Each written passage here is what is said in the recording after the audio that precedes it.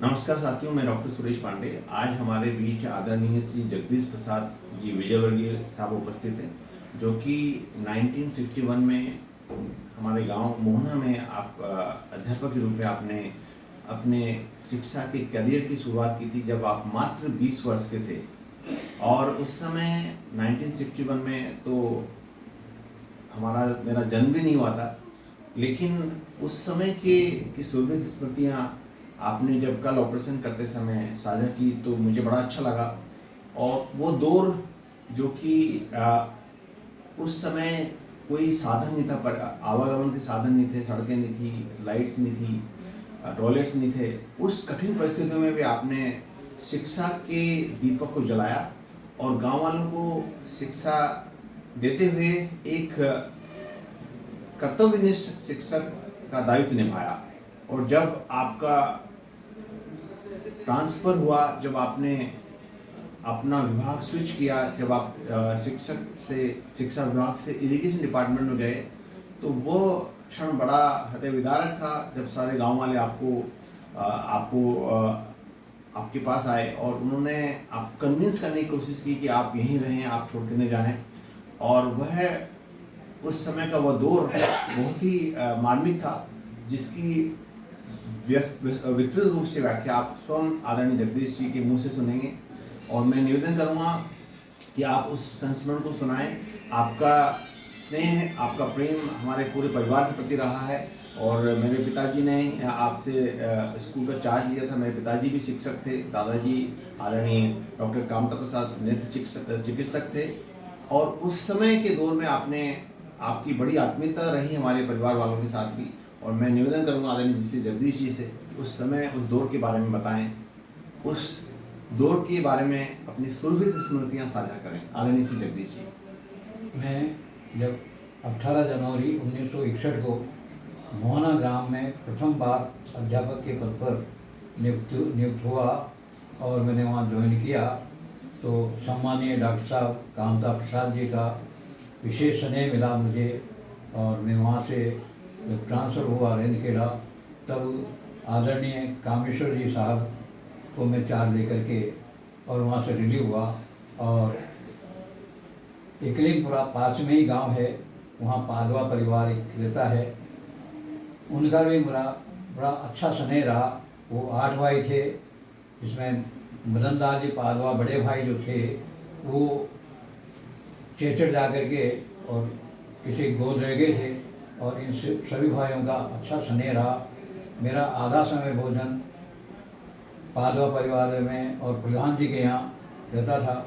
और मोहना में ही एक परिवार जो भैंसोड़ पंचायत समिति में प्रधान रहे, श्री राधेश्याम जी, वो विशेष मेरा ध्यान रखते थे। सारा घर का सामान वगैरह कुछ बीत जाता था तो वो ला करके उसमें रखते थे। और जब मेरा वहाँ से ट्रांसफ़र हुआ तो वहाँ के लोग बाग ऊपर पहाड़ी पर मुझे छोड़ने आए और इतना स्नेह दिखाया कि वो वहाँ ढोल बाजे से आए और विशेष प्रयत्न किया कि मैं वहीं रहूं। और मुझे, क्योंकि मैंने डिपार्टमेंट छोड़ दिया था, उन्होंने कोशिश भी की और दूसरे अध्यापक को ज्वाइन भी नहीं करने दिया।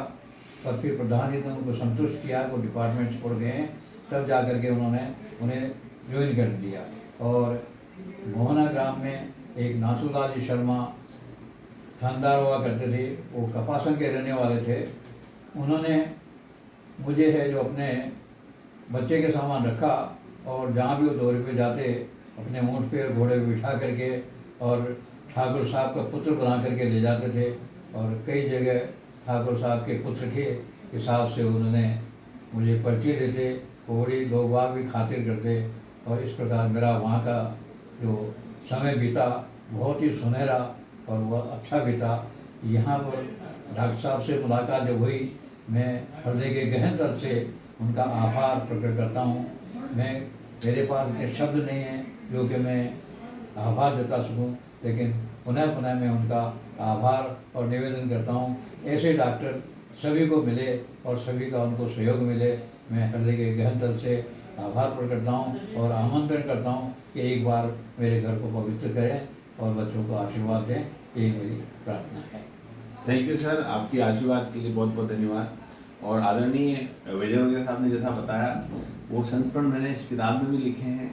आपने मोहना गांव में जो रावजी साहब थे उनके बारे में चर्चा की और उनका नाम भी उनके संस्मरण मैंने लिखे हैं। उनका निशाना बड़ा अचूक होता था।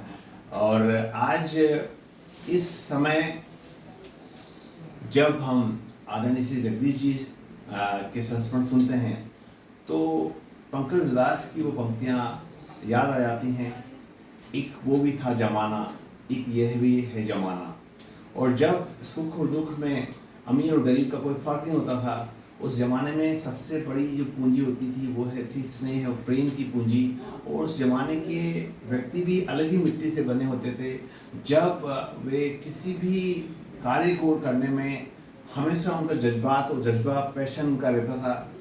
हौसला कभी नहीं हारते थे और उसी अदम्य साहस और अटूट हौसले के कारण ही सफलता के चरम बिंदु पर पहुंचते थे। उस समय गांव में न तो कोई बिजली होती थी, न कोई टॉयलेट थे, न कोई रोड था, न कोई इसी तरह के साधन थे। लेकिन आप जैसे शिक्षकों को मैं प्रणाम करता हूं कि आप जैसे शिक्षकों के कारण ही आज की जो पीढ़ी है, आज हम जो भी कुछ बने हैं वो आप जैसे शिक्षकों के ही आशीर्वाद से बने हैं। मैं आपको प्रणाम करता हूँ और इसी तरह से आपके ईश्वर से प्रार्थना करता हूँ कि इसी तरह से आप ज्ञान का दीपक बनकर शिक्षा के इस आलोक को जन जन तक पहुँचाते रहें। नमस्कार, धन्यवाद। डॉक्टर सुरेश पांडे कोटा।